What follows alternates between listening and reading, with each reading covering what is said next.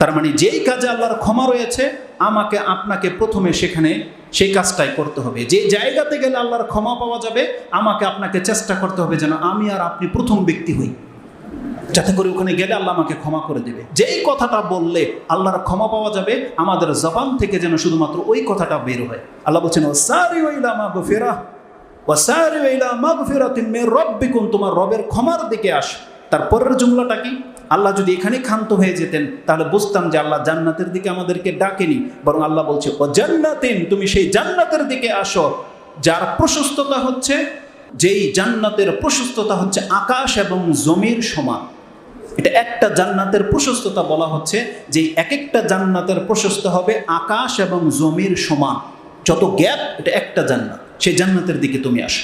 আল্লাহ বলছেন উইদ্দাত লিল মুত্তাকিন, যে জান্নাতকে আমি প্রস্তুতি করে রেখেছি আমার মুত্তাকি বান্দাদের জন্য। কারা এই মুত্তাকি বান্দা? যেই ব্যক্তি আল্লাহর প্রতি এবং রাসূলের প্রতি ঈমান এনেছে এমন প্রত্যেকটা ব্যক্তি হচ্ছে মুত্তাকি বান্দা। এটা আরেকটা আয়াতের তাফসীরে আপনি পেয়ে যাবেন, যেই আয়াতটি আল্লাহ সুবহানাহু ওয়া তাআলা সূরা হাদিদ 57 নম্বর সূরার 21 নম্বর আয়াতে উল্লেখ করেছে। আল্লাহ সুবহানাহু ওয়া তাআলা সেখানে বলছেন সাবিকু ইলা মাগফিরাতিম মির রাব্বিকুম ওয়া জান্নাতিন আরদুহা কাআরদিস সামাই ওয়াল আরদ উইদ্দাত লিল্লাযিনা আমানু বিল্লাহি ওয়া রাসূলিহি।